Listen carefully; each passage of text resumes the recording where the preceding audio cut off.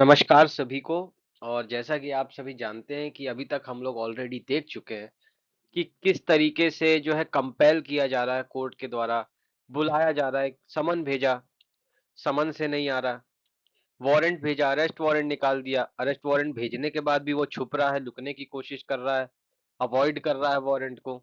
फिर उसके बाद कोर्ट ने उसको प्रोक्लेम्ड ऑफेंडर घोषित कर दिया, प्रोक्लेम्ड ऑफेंडर घोषित कर दिया। ठीक है, एब्सकॉन्डर हो गया, भगोड़ा कह दिया, उसको फरार कह दिया कि भाई ये तो फरार हो चुका है। ठीक है, एब्सकॉन्ड कर दिया। अब कुछ ना कुछ तो कोर्ट को ऐसा करना पड़ेगा ताकि उसकी प्रेजेंस को या उसको कंपेल किया जा सके, ताकि वो प्रोड्यूस होए कोर्ट के सामने। और इसी चीज को डील करने के लिए या उसकी प्रेजेंस के लिए, या जो पर्सन जिसको एब्सकॉन्ड घोषित कर दिया गया है, जिसको प्रोक्लेम्ड ऑफेंडर जिसको एब्सकॉन्ड घोषित कर दिया गया है, जो भाग चुका है, उस व्यक्ति की प्रेजेंस कोर्ट में मौजूद करवाने के लिए, लाने के लिए जो है इस प्रोविजन को बनाया गया था, जो है attachment of property of person absconding. जो व्यक्ति भाग चुका है उसकी प्रॉपर्टी को अटैच करना, उसकी प्रॉपर्टी कोर्ट अपने गिरफ्त में ले लेगा। कोर्ट अपने गिरफ्त में क्यों लेगा? क्योंकि भाई आज नहीं तो कल, नहीं तो परसों वो कभी ना कभी तो अपनी प्रॉपर्टी के पास आएगा। जब कभी वो प्रॉपर्टी के पास आएगा तो वो उस प्रॉपर्टी का कुछ कर नहीं सकता, बिकॉज वो ऑलरेडी अटैच्ड है किसके पास? By the court. कोर्ट ने उसको अटैच कर रखा है, कोर्ट ने उसको अपने गिरफ्त में ले रखा है। ठीक है, तो इस तरीके से फिर कोर्ट जो है उसको कंपेल कर सकेगा कि वो आए और अपनी प्रॉपर्टी ले जाए। और साथ ही साथ क्योंकि उसको कोर्ट में मौजूद होना था तो उसको फर्दर प्रोसीडिंग के लिए जो है उसको बुलाया भी जा सकेगा। तो इसलिए जो है ये प्रोविजन को यहाँ पे लाया गया था। तो जनरली जो है सेक्शन 83, 84 एंड 85 इसी पर्पस के लिए बनाए गए थे, इसी चीज से वो डील करते हैं। जिसमें सेक्शन 83 जो है वो कहता है attachment of property of person absconding, जो व्यक्ति भाग चुका है उसकी प्रॉपर्टी का अटैचमेंट। तो इसका ऑब्जेक्ट क्या है भाई, आखिर क्यों इसको लाया गया, ऑलरेडी हम देख चुके हैं, पर फिर भी एक बार देख लेते हैं। To penalise a person who tries to avoid his arrest, जो अपनी अरेस्ट से बचने की कोशिश कर रहा है उसको पेनलाइज करना, उसको सजा दी जा सके। ठीक है, to put additional pressure upon the absconder, क्योंकि भाई जब कोर्ट उसको उसकी प्रॉपर्टी से दूर रखेगा, मान लीजिए उसके पास एक घर है, अभी वो कुछ दिन तो यहाँ वहां कहीं भी घूम रहा है, लेकिन कभी ना कभी तो वो अपने घर में वापस आएगा। लेकिन जब कोर्ट उसको अपने घर से डिप्राइव कर देगा, दूर रखेगा, तो ऑब्वियस सी बात है कि उसको जो है कहीं किसी ना किसी तरीके से कोर्ट आना ही पड़ेगा और उसकी अटेंडेंस को इस तरीके से अपीयरेंस उसका करवाया जाएगा। ठीक है, to compel the appearance of the absconder. Third ये है कि भाई उसको जो एब्सकॉन्डर है उसको अपीयर करवाया जा सके, उसको कंपेल किया जा सके कि वो कोर्ट के सामने आए। अब स्कोप एंड एप्लीकेशन। तो ये अटैचमेंट का ऑर्डर जो है ये जनरली जब किसी व्यक्ति के अगेंस्ट प्रोक्लेमेशन निकल चुका है, उसके जब 30 दिन हो जाते हैं, उसके बाद जो है अटैचमेंट का ऑर्डर इशू किया जाता है, अटैचमेंट का ऑर्डर किया जाता है। ठीक है, और ये शेल लिखा हुआ है which shows that it is a mandatory provision. ठीक, यदि मान लीजिए कि भाई कोई एक्यूज्ड एब्सकॉन्ड है या कोई एक्यूज्ड फरार है, इस बात को बिना जाने या इस बात के एब्सेंस में यदि अटैचमेंट का ऑर्डर निकल गया तो उस ऑर्डर को इलीगल माना जाएगा। तो जब तक proper application of mind apply नहीं किया जाएगा तब तक आप जो है अटैचमेंट के ऑर्डर नहीं कर सकते हैं।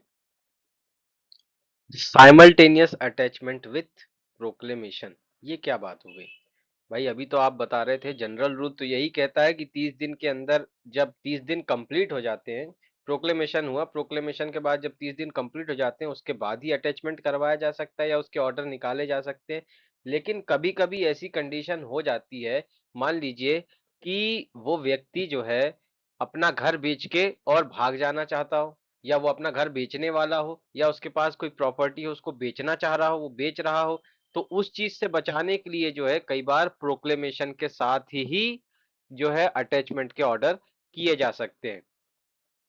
या फिर वो लोकल जुरिस्डिक्शन, जहां पे कोर्ट का लोकल जुरिस्डिक्शन है, वहां से उस प्रॉपर्टी को रिमूव करना चाहता हो, हटाना चाहता हो, तो ऐसी कंडीशन के लिए भी, इस चीज को भी अवॉइड करने के लिए, इस चीज से बचने के लिए जो है साइमल्टेनियस अटैचमेंट का प्रोविजन यहाँ पे दे रखा है कि इन कंडीशंस में साइमल्टेनियस अटैचमेंट किया जा सकता है।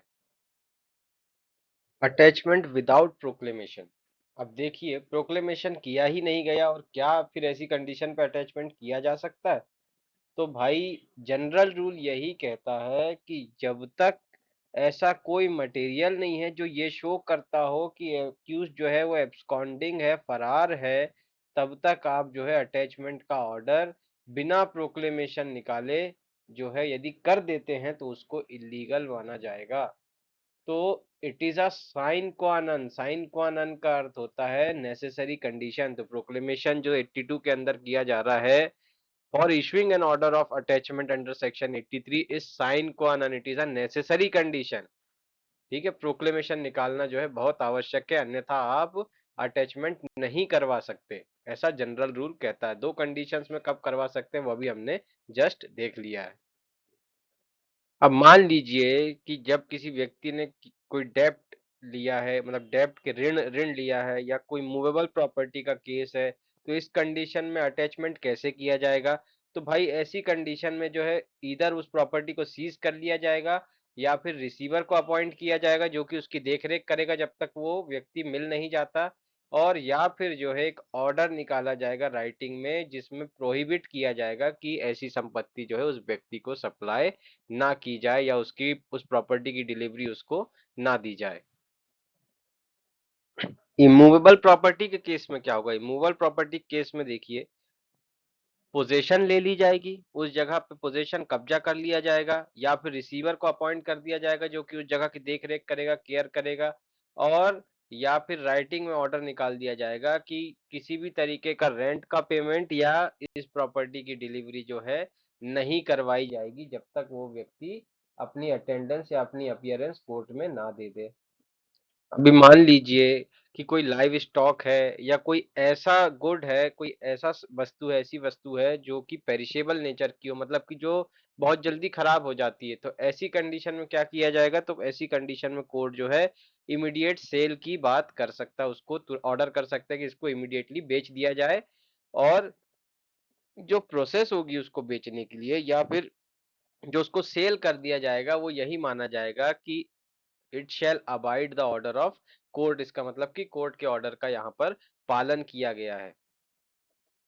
सेक्शन 84 बताता है claim and objections to attachment. अब मान लीजिए भाई, एक प्रॉपर्टी है और उस प्रॉपर्टी में दो को पार्टनर्स हैं, ठीक है, दो को पार्टनर, दो को शेयरर्स हैं, तो भाई उसमें से एक तो भगोड़ा है, एक एब्सकॉन्डर है, फरार है भाई एक तो ऐसी कंडीशन में क्या होगा?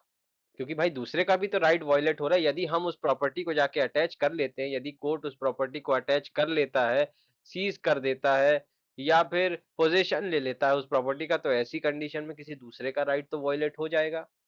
तो उस चीज के लिए भी जो है प्रोविजन बनाया गया सेक्शन 84 के अंदर।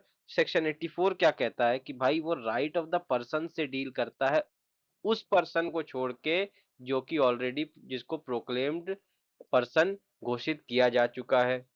ठीक है, तो जो भी व्यक्ति, ये जो सेक्शन है वो ऐसे पर्सन को राइट देता है कि वो अपना क्लेम रेज कर सकते हैं और अपने ऑब्जेक्शंस रेज कर सकते हैं related to the property which is attached in the pursuant of the order of court. ऐसी प्रॉपर्टी जिसको कोर्ट के ऑर्डर पर अटैच कर लिया गया है, उस चीज में वो अपना क्लेम या अपना ऑब्जेक्शन उठा सकते हैं।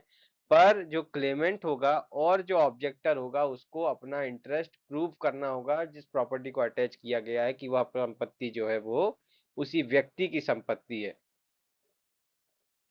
तो लोकस स्टैंडाई जो है, तो फॉलोइंग पर्सन क्लेम और ऑब्जेक्शन यहाँ पे रेज कर सकते हैं, ऐसे पर्सन जिसका उस प्रॉपर्टी पे इंटरेस्ट है और या फिर जो लीगल रिप्रेजेंटेटिव है।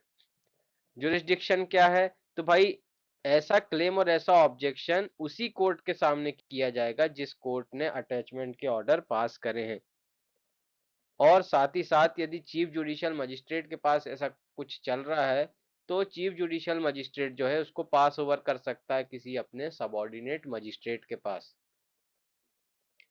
अब देखिए सेक्शन 85 जो है, सेक्शन 85 क्या कहता है, release sale and restoration of attached property, कि भाई जो सेल कर दिया गया है उसको रिलीज किया जाए, या फिर जो प्रॉपर्टी अटैच कर दी गई उसको रिस्टोर किया जाए।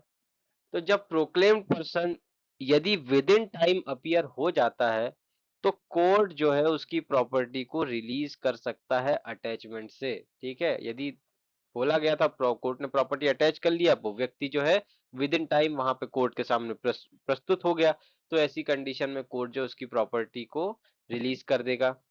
When the proclaimed person does not appear with in time, अब यदि वो व्यक्ति विद इन टाइम अपीयर नहीं होता तो क्या हो सकता है, तो ऐसी कंडीशन में जो अटैचमेंट प्रॉपर्टी है, जो अटैच्ड प्रॉपर्टी है, उसको स्टेट गवर्नमेंट के द्वारा डिस्पोजल कर दिया जाएगा। ठीक है, फिर it shall not be sold until the expiry of 6 month, जिस दिन उसको अटैच किया गया है उसके 6 महीने तक उसको नहीं बेचा जा सकता, परंतु उसके बाद बेचा जा सकता है यदि कोर्ट कंसीडर करता है कि सेल जो है वो ओनर को बेनिफिट करेगा, तो ऐसी कंडीशन में जो है वो उसको बेच सकते हैं किसी भी व्यक्ति को, या जब कभी भी जब वो सुने मतलब सुटेबल समझे, जब भी कोर्ट को लगता है कि हाँ सही, अब सही वक्त है बेचने का, तो कोर्ट उस समय बेच सकता है। कब, जब वो कोर्ट जो प्रॉपर्टी बेच रहा है वो बेनिफिट करे ओनर को। ठीक है, बेनिफिट करे ओनर को, तब बेनिफिट कैसे करेगी, मान लीजिए आज वो प्रॉपर्टी की कीमत 10,000 रुपए है, कल को वो प्रॉपर्टी 20,000 रुपए में यदि बिक रही है 6 महीने के एक्सपायरी के बाद, तो कोर्ट चाहे तो उस चीज को बेच सकता है। Delivery of net proceed of sale property and part of property, यदि कोई प्रोक्लेम्ड ऑफेंडर है जिसकी प्रॉपर्टी जो है अटैच कर दी गई है, तो with in 2 years of the attachment, यदि 2 साल के अंदर अंदर अटैचमेंट के यदि वो अपीयर हो जाता है और कोर्ट को ऐसा जस्टिफाई कर देता है कि वो एब्सकॉन्ड नहीं कर रहा था, या वो कोर्ट से छुप नहीं रहा था, या फिर वो अरेस्ट को अवॉइड नहीं कर रहा था, तो ऐसी कंडीशन में कोर्ट जो है उसकी प्रॉपर्टी को डिलीवर कर सकता है। यदि उसकी प्रॉपर्टी बेच दी गई है तो जो बेचने के बाद जितना भी पैसा उनको मिला था उस प्रॉपर्टी के को सेल करने के बाद वो पैसा उसको दे देंगे।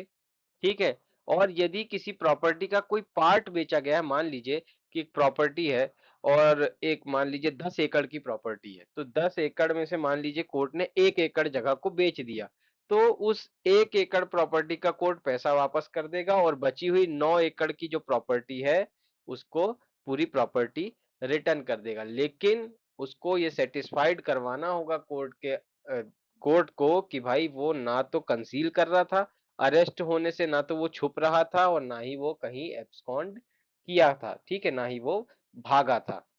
ये बात कोर्ट के आगे उसको साबित करनी होगी। So I hope you like the concept, आपको ये सब समझ में आया होगा। किसी को कोई भी डाउट होगा तो वो आप कमेंट सेक्शन में पूछ सकते हैं, या फिर डिस्क्रिप्शन में जाके हमें मैसेज करके आप वहां से भी डाउट क्लियर कर सकते हैं। Thanks for joining, thanks for watching.